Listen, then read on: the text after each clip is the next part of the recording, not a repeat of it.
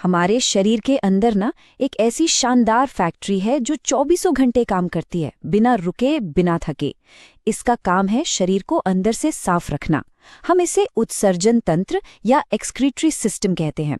तो चलिए आज इसी अद्भुत सिस्टम के सफर पर निकलते हैं और देखते हैं कि हमारा शरीर खुद को कैसे शुद्ध और संतुलित रखता है। इस सफर में हम कहाँ जाएंगे। सबसे पहले समझेंगे कि ये कचरा आखिर आता कहाँ से है। फिर देखेंगे कि अलग अलग जीव जंतु इससे कैसे निपटते हैं। उसके बाद हम सीधे अपनी किडनी के अंदर गोता लगाएंगे, नेफ्रॉन के मास्टर प्लान को समझेंगे और आखिर में जानेंगे कि इस पूरे सिस्टम को कंट्रोल कौन करता है। देखिए, हर जिंदा चीज, चाहे वो एक छोटा कीड़ा हो या एक विशाल हाथी, एक बुनियादी चुनौती का सामना करती है। वो है शरीर में लगातार बनने वाले जहरीले कचरे से छुटकारा पाना। ये कोई मामूली काम नहीं है, ये जिंदा रहने की एक बुनियादी शर्त है। अब ये एक दिलचस्प सवाल है ना? एक मछली, एक पक्षी और हम इंसानों में क्या कॉमन हो सकता है? जवाब है जहरीले कचरे के खिलाफ एक लगातार चलने वाली जंग। असल में सभी जानवर अमोनिया, यूरिया और यूरिक एसिड जैसे वेस्ट बनाते हैं और जिंदा रहने के लिए उन्हें इन जहरों को शरीर से बाहर निकालना ही पड़ता है। अब ये जो कचरा है ये भी 3 तरह का होता है। पहला है अमोनिया, जो सबसे ज्यादा जहरीला है। इसे शरीर से निकालने के लिए ढेर सारा पानी चाहिए। दूसरा है यूरिया, जो थोड़ा कम जहरीला है। इसे निकालने में पानी की बचत होती है। और तीसरा है यूरिक एसिड, जो पानी बचाने में चैंपियन है। इसे निकालने के लिए बस जरा सा पानी काफी है। तो फिर अलग अलग जानवर इस समस्या से कैसे निपटते हैं? ये पूरी तरह से इस बात पर निर्भर करता है कि वो कहाँ रहते हैं और उनके पास पानी कितना है। चलिए देखते हैं प्रकृति के कुछ शानदार सॉल्यूशंस।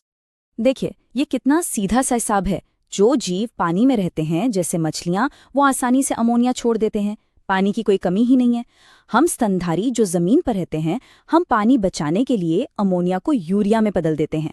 और पक्षी या रेगिस्तानी जीव, जिन्हें पानी की एक एक बूंद बचानी है, वो यूरिक एसिड बनाते हैं, जो लगभग सूखे पेस्ट जैसा होता है।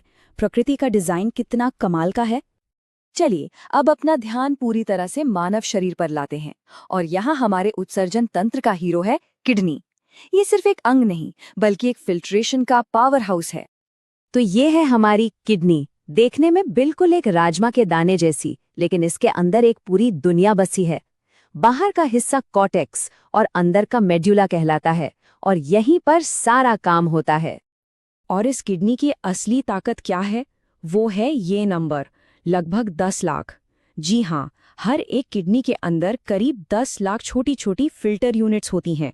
यही इस सिस्टम के असली सिपाही हैं। इन छोटी छोटी यूनिट्स को एक नाम दिया गया है, नेफ्रॉन। यही वो जगह है जहां सारा जादू होता है। खून को साफ करने से लेकर पेशाब बनाने तक का हर काम यही नेफ्रॉन करते हैं। इसके 2 मुख्य हिस्से हैं, एक छलनी जिसे ग्लोमेरुलस कहते हैं और एक लंबी ट्यूब जहां चीजों को बारीकी से परखा जाता है। तो अब हम उस प्रक्रिया को समझने जा रहे हैं जो इन नेफ्रॉन्स के अंदर चलती है। ये एक बहुत ही व्यवस्थित 3 स्टेप वाली असेंबली लाइन की तरह काम करती है। ये 3 कदम है। पहला फिल्ट्रेशन, यानी बड़ी छटाई, जहां सब कुछ छान लिया जाता है। दूसरा रीएब्जॉर्प्शन, जहां काम की चीजों को वापस रख लिया जाता है। और तीसरा सीक्रेशन, जहां बचा खुचा कचरा भी चुन चुन कर बाहर फेंक दिया जाता है। एक परफेक्ट प्लान। तो पहला कदम है अल्ट्राफिल्ट्रेशन। इसे ऐसे समझिए कि खून को एक बहुत ही महीन छलनी से तेजी से गुजारा जाता है। ब्लड प्रेशर की वजह से पानी और घुली हुई छोटी छोटी चीजें तो छन जाती हैं, लेकिन जरूरी प्रोटीन्स और सेल्स खून में ही रह जाते हैं। अब जरा इस नंबर पर गौर कीजिए। क्या कोई अंदाजा लगा सकता है कि हमारी किडनियां हर दिन कितना तरल पदार्थ छानती हैं? जवाब होश उड़ाने वाला है, 180 लीटर। जी हाँ, हर दिन। लेकिन जाहिर है हम 180 लीटर पेशाब तो नहीं करते। ऐसा इसलिए है क्योंकि जो 180 लीटर क्षमता है, उसमें से लगभग 99% हिस्सा शरीर में वापस सोख लिया जाता है। ये हमारी किडनी की जबरदस्त एफिशिएंसी को दिखाता है। तो ये है दूसरा और सबसे जरूरी कदम, रीएब्जॉर्प्शन। यहाँ पर शरीर एक समझदार मैनेजर की तरह काम करता है। वो छने हुए तरल में से हर जरूरी चीज को पहचानता है, ग्लूकोज, अमीनो एसिड्स, जरूरी सॉल्ट्स और सबसे ज्यादा पानी, और उन्हें वापस खून में भेज देता है। कुछ भी बेकार नहीं जाने देता। और आखिर में आता है सिक्रीशन। ये एक तरह से फाइनल क्वालिटी चेक है। अगर खून में अब भी कोई फालतू चीज बची है तो उसे सीधे इस छने हुए तरल में धकेल दिया जाता है ताकि वो शरीर से बाहर निकल जाए। अच्छा, शरीर इतना सारा पानी बचाता कैसे है? इसका राज है काउंटर करंट मैकेनिज्म में। ये एक बहुत ही चालाक डिजाइन है।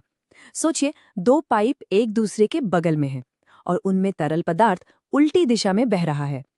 इसी बहाव की वजह से एक ऐसा माहौल बनता है जिससे पानी आसानी से वापस खून में चला जाता है। इसी की वजह से शरीर कम से कम पानी खोकर ज्यादा से ज्यादा कचरा बाहर निकाल पाता है। अब ये जो इतनी जटिल फैक्ट्री है, ये अपने आप तो नहीं चल सकती। इसे बहुत ही बारीकी से कंट्रोल करने की जरूरत होती है, और ये कंट्रोलिंग का काम करते हैं हमारे हार्मोन्स। इसका एक बेहतरीन उदाहरण है रेनिन एंजियोटेंसिन सिस्टम। ये एक तरह का इमरजेंसी अलार्म है। जैसे ही किडनी को लगता है कि ब्लड प्रेशर कम हो रहा है या फिल्ट्रेशन की रफ्तार धीमी पड़ रही है, वो फौरन रेनिन नाम का एक सिग्नल भेजती है। ये सिग्नल एक चेन रिएक्शन शुरू करता है, जिससे आखिरकार ब्लड प्रेशर वापस नॉर्मल हो जाता है। मतलब किडनी खुद ही मदद के लिए आवाज लगा सकती है। और ये पूरा सिस्टम एक शानदार संतुलन पर चलता है। एक तरफ एडीएच और एल्डोस्टेरोन जैसे हार्मोन्स हैं जो शरीर को पानी बचाने में मदद करते हैं, तो दूसरी तरफ दिल से निकलने वाला एएनएफ हार्मोन है जो जरूरत पड़ने पर ब्लड प्रेशर को कम करता है। यानी ये रेनिन सिस्टम पर एक ब्रेक की तरह काम करता है, एक खींचतान जो शरीर में सही संतुलन बनाए रखती है। तो संक्षेप में, कचरे जैसी एक मामूली सी लगने वाली समस्या से निपटने के लिए हमारे शरीर ने एक ऐसी प्रणाली विकसित की है जो अविश्वसनीय रूप से जटिल और सटीक है। ये वाकई में बायोलॉजिकल इंजीनियरिंग का एक चमत्कार है। और अंत में एक विचार, अगर हमारी किडनी इस बात के हिसाब से अपने काम को बदल सकती है कि हमने कितना पानी पिया है, तो ये हमारे रोजमर्रा के व्यवहार और हमारे शरीर की अंदरूनी मशीनरी के बीच कितने गहरे कनेक्शन की ओर इशारा करता है ना? ये रिश्ता हमें याद दिलाता है कि हमारे छोटे छोटे फैसले हमारे शरीर पर कितना बड़ा असर डालते हैं।